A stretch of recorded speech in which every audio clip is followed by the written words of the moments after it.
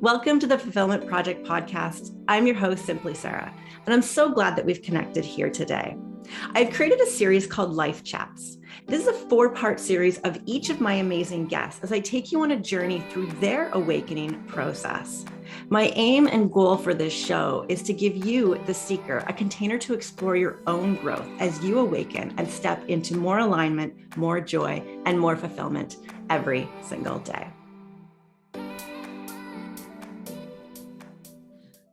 Welcome to the Fulfillment Project. This is the Life Chat series, and I have Ema Suvajac with me. Ema, welcome. Welcome to me. Yes. If anybody has been listening to the podcast version of this, not the YouTube version, you may recognize Ema. She's been on the Fulfillment Project twice before. Amazing conversations we had back then.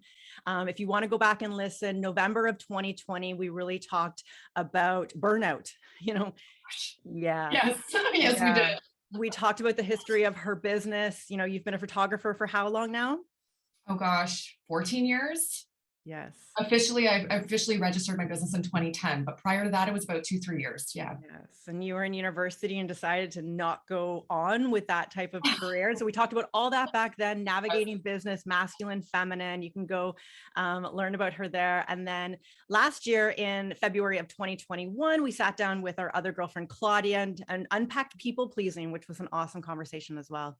That was wonderful. I'm so happy to be back. Thank you for having me. Of course. We have, those past episodes will ebb and flow in terms of conversation because it will be part of this journey as well. But I want to talk about your growth. You and I met in December of 2017. That's right. And I have seen you just on a rocket ship of growth. Some really you. Yes. We're fellow seekers and fellow travelers together. That's right. I think of I have this vision in my head, where we're walking our own paths, but side by side. Mm-hmm. That's, I don't know, the image that I get in my head with me and you. Yeah. And that's part of my vision for the show as well, is to bring conversations in, because I don't think my growth would be what it is without you on your path as well, and conversations and supporting. And because a lot of the times when you're in it, it can feel alone. Sometimes you feel like you're going crazy when you're shedding past layers and recognizing shadows of yourself. And so I hope our conversation will help support other women as well and help them on their growth journey. Yes, that would be wonderful. Yes. Oh, okay. So let me start with, what would you say are some key moments that you can think back of where there was a light switch that went on that moved from more the intellectual type of growth, whether that's knowledge, because you're a very intellectual person. Like the random facts that come out of you are just insane. It's a blessing and a curse. But you thrive on that. And there's such a development in skills and confidence that you can take from learning that. But switching to, I can develop myself and I can change habits. And I know you're big into fitness, which is probably part of your journey too. So where did that, I'll say, momentum start with the development of yourself? Oh gosh, I feel like there's no one exact moment, because everything kind of, it was a path that kind of led into those realizations. But there were certainly, events that just hit me like a ton of bricks, oh my goodness. So I started my business, as I mentioned, in 2010. And, up until I was, basically around when we met, I feel like when you came into my life, I was like, I'm not worthy. Can we be friends? And little did we know it was like love at first sight. So yeah, it totally was. I'll never forget. It just warms my heart so much. But for example, meeting you had already accomplished so much, and you had taken your business to so many levels that I could only dream of at that point. And that was extremely inspiring to me. And inspiring on top of, before I met you, I had this idea of who you might be based on your success and social media and our highlight reel of social media and whatnot. So I didn't really know what to expect before we met. And as you know, I was a little bit nervous. I'm like, oh my God, she seems so amazing. Is she gonna like me? Oh, it's so funny to hear different perspectives, isn't it? It's so funny. So when we met, and I realized you were just this fun, easygoing, loving, creative, open-hearted person. I was like, wow, she's all of these amazing things, and yet she's created so much. maybe I can do that too. Mm-hmm. So that was kind of when I first started dreaming a bit bigger, because the intellectual thing, yeah, I was in the sciences and I did my undergrad and my master's, but when it comes to, the intellectual side of things, it can be a little bit too logical. That's what I mean. Like, it's a blessing and a curse. Like, yeah, it's great to be able to, think in depth about things, but that you can get so stuck in the cycle of analyzing from every possible perspective that you don't end up moving in any direction, or you end up staying where you are because that's comfortable and it's safe and it's what you know. So that's like around the time when we met, that's where I was. Yes, my business had grown year over year. And yeah, I had goals in terms of its growth, but none of those goals really reached farther than what I was already doing. I just wanted to do more of what I was already doing rather than grow in like a more strategic way or think bigger, think outside of just myself, for example. So I started to realize like, wow, I could build teams, but that was very scary. There was so much that started to like fall into place, when we first met. And then, as you know, like when you invited me to photograph that first CFBS, I mean, my business was at a good place at that point. And I believe we'd already been working together on business coaching around before that. Yeah. All my years have kind of blended together, but I believe it started a bit before that. Yeah, but anyway, you were part of our mastermind. Right. And that was prior to CFBS. Yeah. So I remember when I was photographing this event for you, and it was one of those, there were so many successful people who had built incredible businesses, multi-6, multi-7-figure businesses. And they were just like regular people who dared to dream bigger than, the rest of us, I guess, in some ways, and dared to take risks and dared to fail. And I'm listening to all these, conversations and talks by your guests.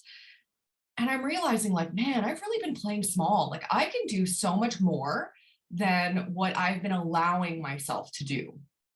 And you saw me running around like, yeah, I was taking photos, but I was like, I feel like I'm high on something. Like I had this rush of like creative energy that felt euphoric. There was so much I wanted to do like right now, Were you like running back to your table of stuff and like making notes as you were having the event?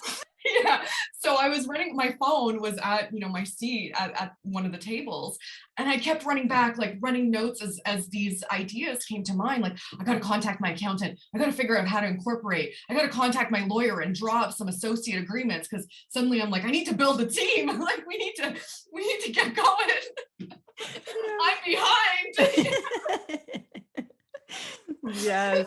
I remember you like lit up after that event. There was like something that just imploded inside you and clicked a bunch of pieces for you. And that's like the power of, coaching has one power, community, I feel, has such a bigger power. And actually understanding people's journeys. All of our guests always, share a story because you can look at, they have the multiple 6-figure, multiple 7-figure business. Yep. But what did it take to get there? Because a lot of times we think it's just aloof. It's for like special people, or you had a lot of money before you got started, so you had extra resources. And most of the time, it is a rags to riches story, as cheesy as that sounds. But we all climb our way up there from the bottom. Right. Yeah. So that was, a huge, huge moment for me, and it just like I've never felt anything quite like that. It was so cool. And then the following day, as you know, which I think we'll get into next episode, maybe in more detail. I want to talk about this one. This episode. Yeah. So it all ties together. So I had this, incredible moment of like realization and creative energy and just like this epiphany that I could do so much. And the next day, as I'm, riding this high, my partner at that time says, I'm not happy and I need to go get some space and figure myself out, whatever. We'd been together for 4 years. And I went from riding this incredible high to just like this extreme low that only got worse when I found out a bunch of difficult things in the following week. So it was this incredible, like, high followed by the lowest low I had felt in so long. Because as much as I, like, yeah, there were some red flags that I, talked myself out of. I always give people the benefit of the doubt. I'm a very trusting, loving person. But yeah, I still didn't see it coming. So the rug was ripped out from under me immediately following this massive awakening. And I remember thinking towards the end of that week, when I found out that like my reality was not at all, like the 4 years that we'd been together was not at all what I thought. It was like a complete sham. And I remember thinking to myself, I remember this so vividly, because I thought to myself, why, universe? Why would I be so high and so happy and so excited the one day on the Sunday, and then on the Monday, just like this incredible low? And it hit me like in that moment. I asked that question and it just hit me. It's like, yeah, this is exactly how it had to happen in order for you to be able to achieve all these things.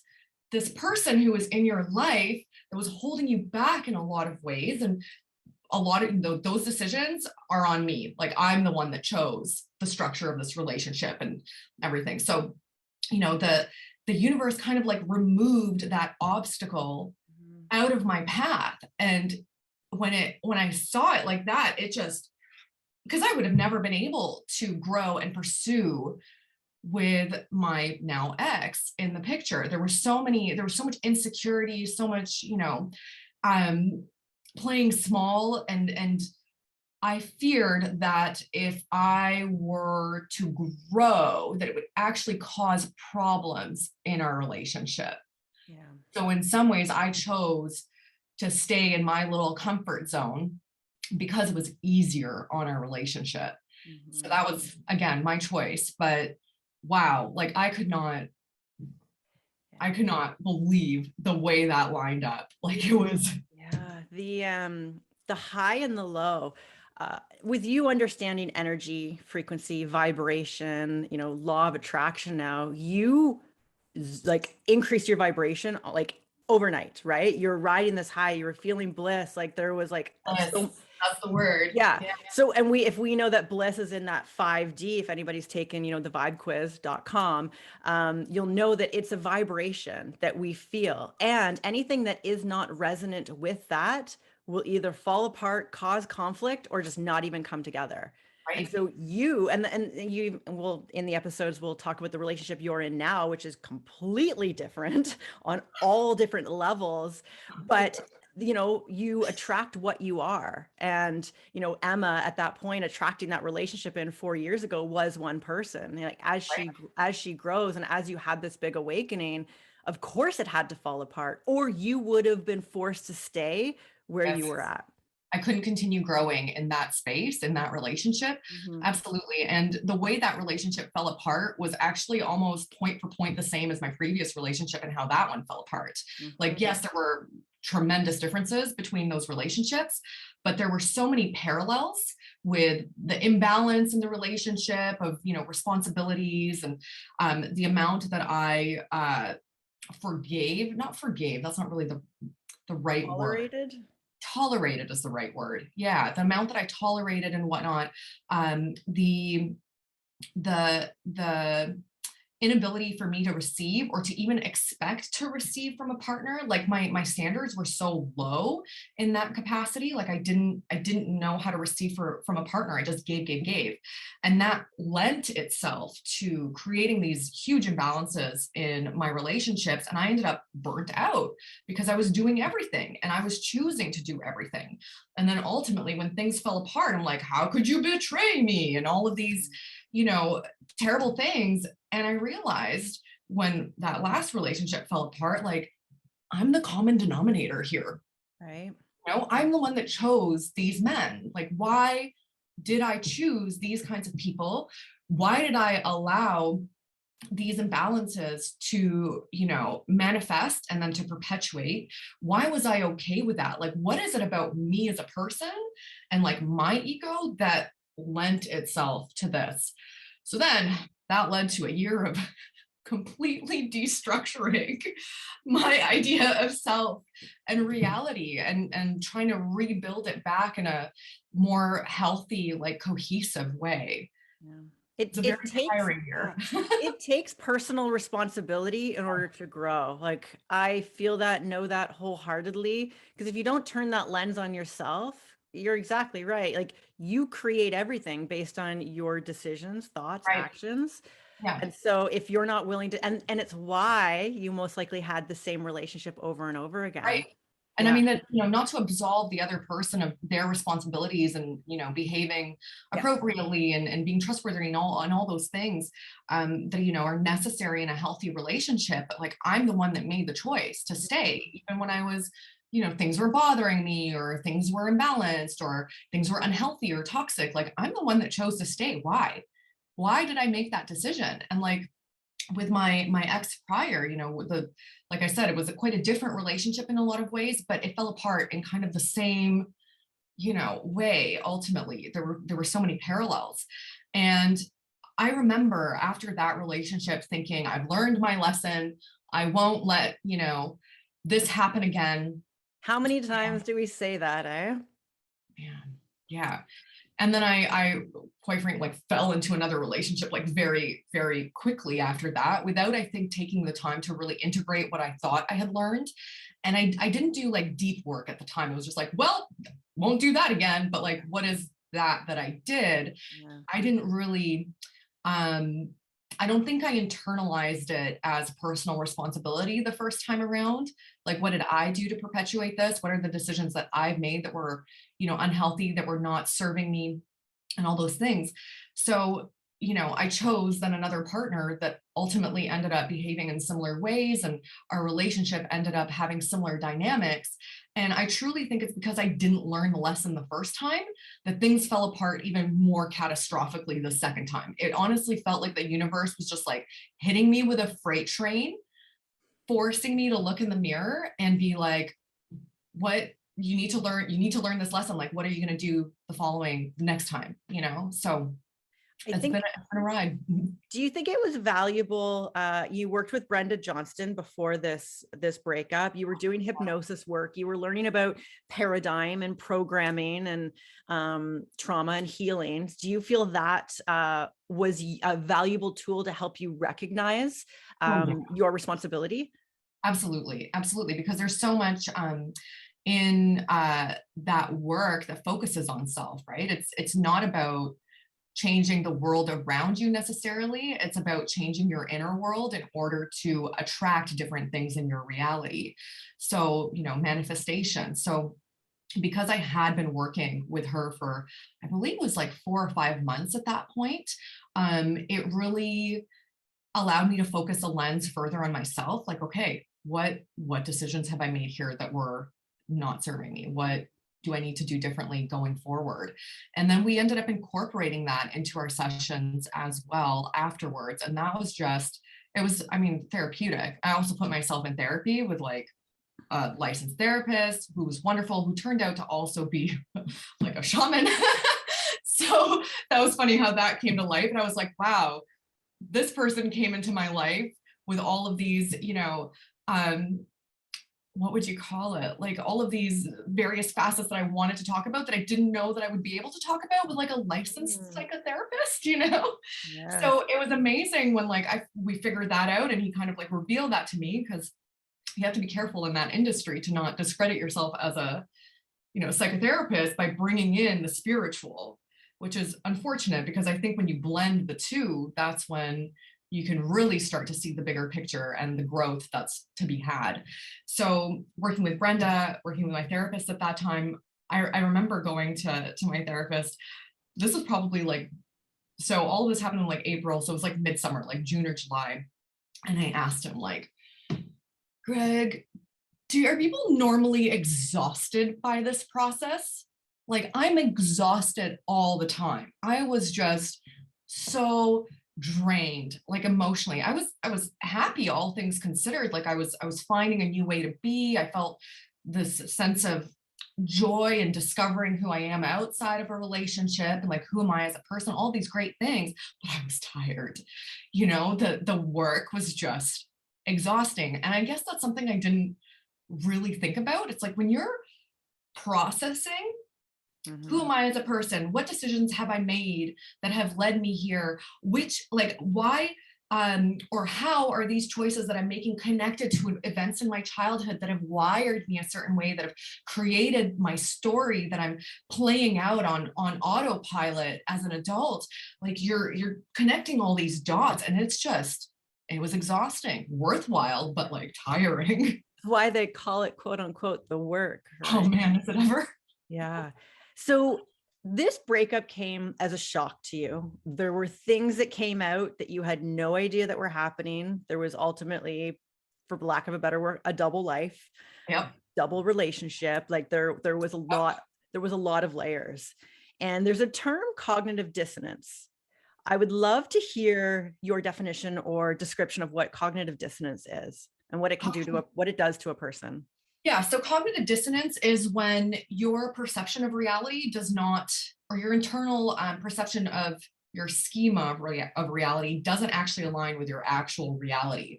So what a lot of people experiencing cognitive dissonance causes a person to have tremendous anxiety. So when your idea of who you are, let's say, doesn't line up with what you do, for example, if you think I'm a good person, but then you do bad things, that causes cognitive dissonance, right? So that cognitive dissonance lends itself to tremendous anxiety, right? So people will try to adjust for their behaviors, for example, in order to bridge the cognitive dissonance gap and reduce that anxiety. So an extreme example of this, an extreme example of this, which is not something I've personally experienced, but for example, individuals who, let's say, think I'm a terrible person, I'm not worthy of love or whatever, will then behave in ways that will reaffirm those existing beliefs, even if they're not necessarily, they don't need to be that person. They behave in a way that bridges that gap. So for me, for example, I believe that I was a person that was like really good at having relationships, and then I'm a person that is fairly intelligent and not easy to fool and all of these things. Like I believe that I'm this person. And yet when I was confronted with this reality of like, how did I not see that the person I was with for 4 years turned out to not be the person I thought at all? So that caused tremendous anxiety. Like who am I? What does that make me? Am I really all that smart? Like, am I really, like, how did I not see this? How could I be so easily manipulated? Mm-hmm. So there was a lot of forgiveness that I had to forgive myself. It was very easy to forgive my ex. Like I actually didn't find that difficult at all. It was weeks later, I'm like, you have issues and you behave on autopilot thanks to those issues. Like that's on you. I can't change that. And I felt very bad for him in a way, because it's like, there's a lot of work that needs to happen there in order for life to be different. But it was harder to forgive myself because I held myself to the standard that I didn't meet ultimately in my relationship.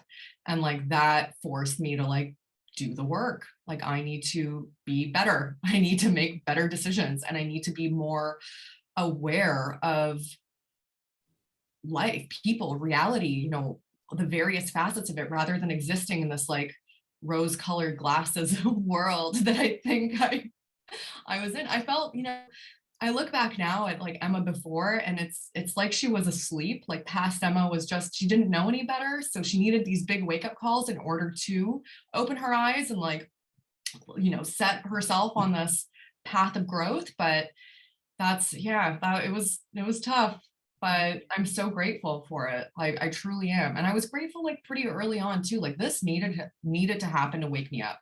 Mm-hmm. It needed to, because that, 6 to 8 months afterwards to a year, I felt like a completely different person. Yeah. They say that, Joe read this or said it to me, probably going to butcher it, that after the age of 25, it's harder to change your life and have that lens looked on you because of how much, I guess, stability and routine and maybe security that we get into. And it's not until it's a life-threatening illness, a divorce, a breakup, lose your job, a major accident, something that wakes you up to make you actually stop and reflect on your life. Like it's that pause. Like, Yeah. whoa, like let's hit the brakes here. Like Right. what's happening? And we've talked about burnout, we've talked about overworking and workaholism and all these things that keep us distracted from really looking at life and pulling back some layers as to what am I really creating here? Right. Exactly. And I mean, it takes big events like that sometimes to force you to look in the mirror and really assess. There was this one saying that I heard a long time ago, and it was similar to like that. It's like after this age, the dust of personality has settled. It's like when you're a kid, your personality is forming, you're interpreting your reality through the lens of your lived experience. If you were betrayed a lot as a child, that informs your lived experience and how you'll interpret the world. People are dangerous, they can hurt you. Be wary, protect yourself, maybe preemptively get them before they can get you, and all of these maladaptive behaviors. Or your money story, for example. So that was a big one for me, is coming to this country as an immigrant, my family becoming established here, and various things that went into that informed my money story and how my relationship with money, and how frugal I am and protective I am of like my assets, because I'm afraid of being without. So yeah, it's interesting how sometimes it takes those big difficult moments to really shed light on your automatic behaviors that you've just been playing out kind of unconsciously. Yeah. Yeah. And when you do decide to do that work and you see the benefit of it, and we'll talk about how you undid all that in the next episode, and tools and like really doing the work and stuff that you're recognizing now. Once you increase that awareness and you're able to keep that awareness open, it allows you to keep expanding more and more. And so that you really see your role in the life that you're creating. Right, I would right. love for you to chat about trauma bonds and maybe help some women on this call understand maybe men that they attract, or patterns that they keep getting in when it comes to relationships. Right. So trauma bonding is something I had not heard of prior to working with my therapist, for example. And once I learned about trauma bonding, a lot more made sense. So trauma bonding is basically when two individuals come together, either in like a romantic relationship, or even it can happen in friendships and whatnot, where your wounds fit their wounds. And you feel this kind of quick, immediate sense of like, wow, I really know that person so deeply. And it's really because they're feeding into your ego's needs for fulfillment, for the sort of superficial sense of fulfillment, and you're feeding into theirs. So in my particular case, I had, and this lent itself to the creation of very imbalanced relationships, is I had this need to be needed, so I was attracting people who needed help. Right. So um actually, I had, as you know, because we've spoken about this, but obviously your listeners won't know this, but I went to go see a numerologist after shit hit the fan and all that, and I went into that with no expectations. I'm like, I don't know anything about this, I don't even know if I like believe in this, but I'm gonna do it just to see what comes out of it. And everything that came out of her mouth was just like so specific. And she told me at the beginning, like, don't say anything, just let me speak. So I'm just sitting there and she's just hitting me with one truth bomb after another. I could not believe it. But one thing that she said to me was like, you have a soul contract to alleviate the pain of others, and you need to learn to put a stop to that. She's like, I could put you in a room of men and you'll pick the broken one. Wow. And I was like, oh, Yeah. how did you know? Oh, wow. Yeah. So it blew my mind. It blew my mind. And it really, in tandem with the work that I was doing with my therapist, just like further solidified this realization that I had this very maladaptive need to help others at my own expense, to the point where I will burn myself out, put myself last, all of these things, in order to do things for the other person, in order to feel needed, because my sense of self-worth in a way came from being able to change someone's life. Yeah. You know, like, so like that somehow like fueled me in a way. And that I think boils down to like childhood things in my family, not being able to help my loved ones as a kid, and, you know, the ways that I wanted to. So it was almost like perhaps like seeking atonement for that in a way, as an adult, by trying to be that person for other people. You know, it was just mind blowing. So yeah, trauma bonding, it's hard and fast and it goes quick and deep, but it's not, it's a maladaptive behavior that doesn't actually serve you. You know, it's not a true bond in a way. Mm-hmm. It, Yeah. The programming that we get, or the paradigm that's created when we're a child, if we're not doing conscious work or growth work, or being able to turn that lens to look at what is the program that I'm running out. right, And I feel like that is such a pivotal shift. That's the, the work that Brenda does in hypnosis, and shifting and looking at the ego mind. Because a right, lot of us being unconscious, dealing with some scale of trauma, doesn't have to be traumatic, but we have created this system that we operate from. right. And when we don't look at like, okay, so what's the video game that I'm playing here? Like what level am I on, and why am I staying on this level? What am I not recognizing? Yes, that's such a good analogy. What is this video game? Yes, yeah. And then you're like, oh, I don't have to play this video game. I have this video game that I can go play. How do I gain the skills to go do that? Yeah. And you know, circling back to like my relationship falling apart, you know, that epiphany that I had at your conference, would have like I would have started focusing on me more, right? Mhm. And my business and my growth. Like that's what this, you know, creative energy was telling me. Like, you can do more, you can go better, you can go farther, you can do better, all of these things. So of course my relationship fell apart the next day, because Mhm. I realized I don't need to be like somebody's do everything mother. Yeah. I should focus on myself, you know, Yes. for on my own growth. And, you know, I'll never forget when I was like running back to like write these notes in my phone of everything that I needed to do, and like all these ideas I was having. Like, my ex boyfriend at the time looked at me, and I saw this, like, because he was sitting next to the seat where my empty seat, and he had this look of fear in his eyes. And I remember at that time being like, why is he looking at me like that? Mm. Like, I couldn't quite understand, because here I was with all this excitement and all this energy and just like, you know, zest for like what's to come, and he's looking at me like he's in shock and like not approving of what I'm experiencing. So yeah, of course it had to fall apart. It's it's hard. And like, I mean, why I know our friendship has flourished so much is like, I want to see you succeed and you want to see me succeed. I want to help you through your shit and you want to help me through my shit as well. And so when there's that cumulative work on a relationship, or wanting to see good for someone else, then there is no conflict.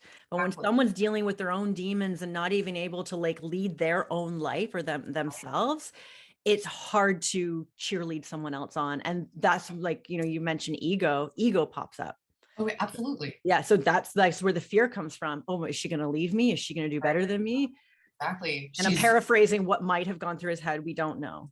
right. But you know, that's what I speculate, you know, put the nail in the coffin of our relationship, even though things were not healthy for a long time. And, you know, to my amazement, I didn't really, I'm just like, la, la, la, you know, going along, helping out, doing everything, blah, blah, blah. You know, and it's not to say that things would have fallen apart eventually. Like, that's just the way it was going. You can't, you know, live a double life forever. Consider what the next wake-up call might have consisted of if this one was as Much. catastrophic as it was. I can't. Yeah, exactly. So, you know, it's been a journey, and it was those were huge. Those two moments right there between that high and that low just opened up like this world of realization for me, and this world of like personal development, like internal growth that ultimately then, led to external growth as well. Yes. Yeah. Oh, thank you so much for sharing that journey. Reflecting back on I find it super interesting to have many growth cycles and look back. I mean, that was 2019, spring of 2019. We're spring 2022 now. The growth you've had and the lessons and the wisdom that you take from that. Right. So stay tuned for episode number 2 or part 2. I want to unpack, how did Ema undo herself? What was that process? You took pretty much a year off of, dating seriously or even looking to settle down. And you went on this incredible journey of quote unquote finding yourself. Finding myself. Exactly. It's funny because we all say that, like, after a relationship, we're like, I'm just going to be alone and find myself. And then you end up being alone, maybe partying, having fun, and then getting back into like the same relationship again. But you really did some deep work. And so I want to unpack that on part 2. So thank you so much, Ema. Love you. Thank you for joining me on this episode today. My website, simplysara.com, is a great place for me to continue to support you on your journey to alignment, joy, and fulfillment. There you will find upcoming retreats that I am hosting, resources, books, and many other helpful tools to help you on your travels through this thing called life.